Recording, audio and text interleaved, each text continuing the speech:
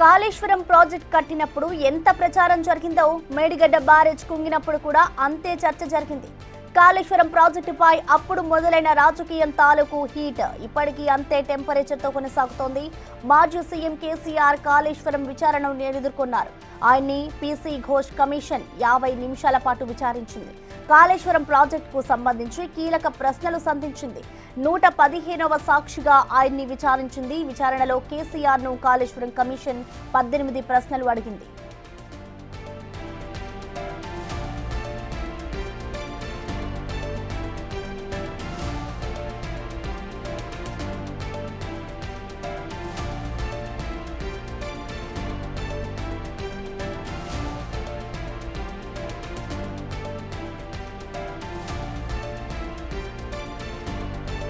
Kaleshwaram project నిర్మాణాలు cabinet నిర్ణయం మేరకే జరిగాయని, సాంకేతిక అంశాలన్నీ ఇంజనీర్లు చూస్తున్నారని కేసీఆర్ స్పష్టం చేశారు.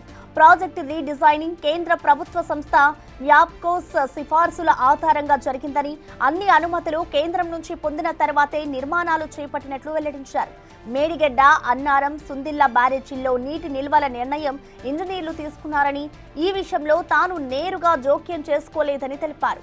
కేసీఆర్ కమిషన్ కు కాళేశ్వరం ప్రాజెక్టు సంబంధిత power point presentation, operation and maintenance రికార్డులు, ప్రాజెక్టు బుక్లెట్ ను సమర్పించారు. కేసీఆర్ విజ్ఞప్తి మేరకు విచారణ ఓపెన్ కోర్టులో కాకుండా ఇన్ కెమెరా పద్ధతిలో జరిగింది. కాళేశ్వరం ప్రాజెక్టు తెలంగాణలో సాగునీటి, తాగునీటి సమస్యలను పరిష్కరించడంలో కీలక పాత్ర పోషించిందని, లక్షల ఎకరాలకు నీరు అందించిందని కేసీఆర్ తెలిపారు.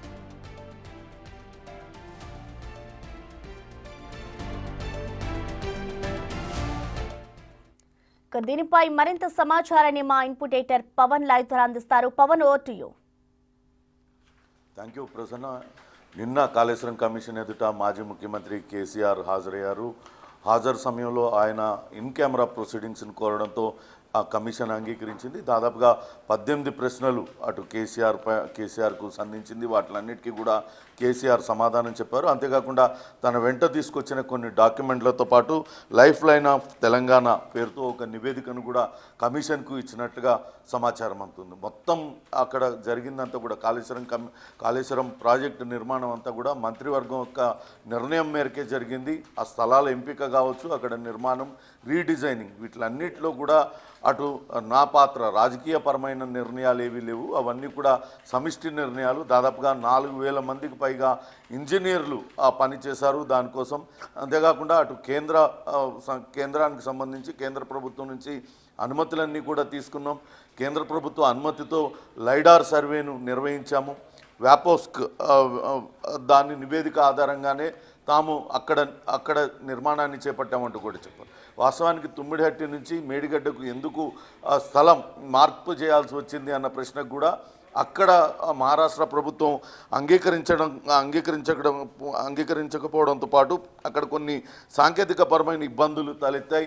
అక్కడ కావాల్సినంత నీరు లేకపోవడంతోనే ఆ ప్రాజెక్టును మార్చవలసి వచ్చిందంటూ కూడా ఆయన చెప్పారు. అక్కడ మహారాష్ట్రలో కొన్ని గ్రామాలు ముంపు బారిన పడ్డం, అట్లనే అక్కడ ఉన్న చాప్రాల్ వన్యప్రాణి సంరక్షణ కేంద్రం, ఇవన్నీ కూడా మునిగిపోతాయి. కాబట్టి మహారాష్ట్ర అక్కడ దాన్ని నిర్మాణానికి ఒప్పుకోలేదు. దాంతో ఆ రాష్ట్రం 152 కిలోమీటర్ల దగ్గర అక్కడ నిర్మాణం చేద్దాం అనుకున్నాం. అక్కడ నీటి లభ్యత ఎక్కువగా ఉంది. రాబోయే రోజుల్లో కూడా ఇరు రాష్ట్రాలకి సరిపోతుందని అక్కడ నిర్మాణం చేద్దాం అనుకున్నాం. కానీ మహారాష్ట్ర ఒప్పుకోకపోవడం నుంచే అటు ప్రాజెక్టుల రీడిజైనింగ్లో భాగంగా తుమ్మిడిహట్టి నుంచి మేడిగడ్డ వరకు మార్చవలసి వచ్చిందంటూ చెప్పారు. అట్లనే ఈ గోదావరిలో నీటి లభ్యత కోసం అటు వ్యాప్కోస్ ద్వారా పెద్ద ఎత్తున అక్కడ సర్వే చేయించారు.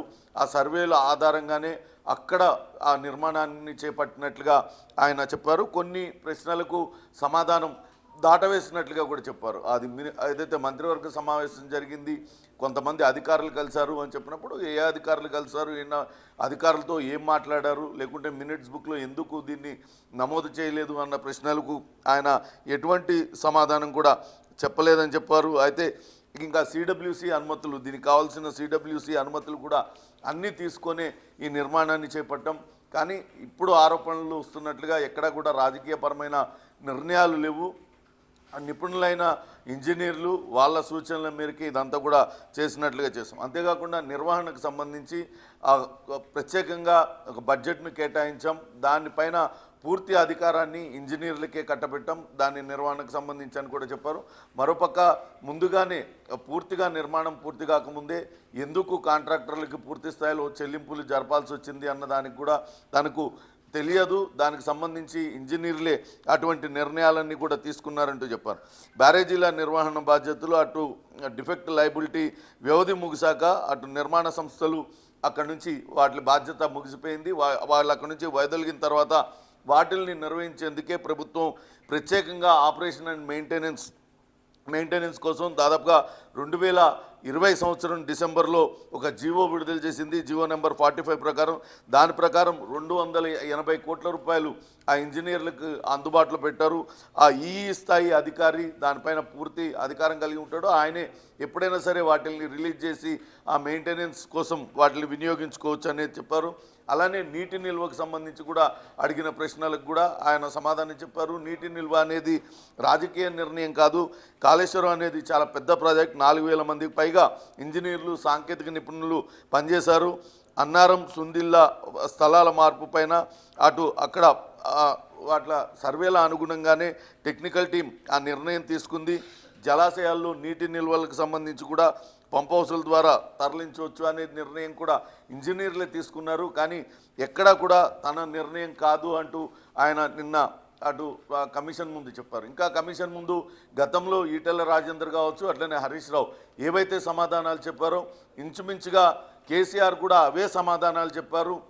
మొత్తం ముగ్గురు ఒక్కటే అన్నట్లుగా ఈ సమాధానాలన్నీ కూడా చెప్పినట్లుగా సమాచారం అందుతుంది. మొత్తంగా నిన్న కమిషన్ ఎదుట కేసీఆర్ హాజరవ్వడం, అటు ఇన్ కెమెరా ప్రొసీడింగ్స్ కోరడం పైన అయితే పెద్ద ఎత్తున విమర్శిస్తూ ఉన్నారు. ఇప్పటిదాకా మేము ఎక్కడా కూడా తప్పు దొరలేదు, మేము ఎక్కడా తప్పు చేయలేదు, అన్ని నిర్ణయాలన్నీ కూడా నేనే తీసుకొని అత్యంత వేగవంతంగా ఈ ప్రాజెక్ట్ నిర్మాణాన్ని పూర్తి చేశామంటూ చెప్పుకుంటూ వచ్చారు. కానీ నిన్న చూస్తే బహిరంగ విచారణకు ఎందుకు అంగీకరించలేదు, అంగీకరించకపోవడం దగ్గరే వాళ్ళ సగం తప్పును ఒప్పుకున్నట్లయిందంటూ అటు కాంగ్రెస్ నేతలు అయితే తీవ్రస్థాయిలో విమర్శిస్తూ ఉన్నారు.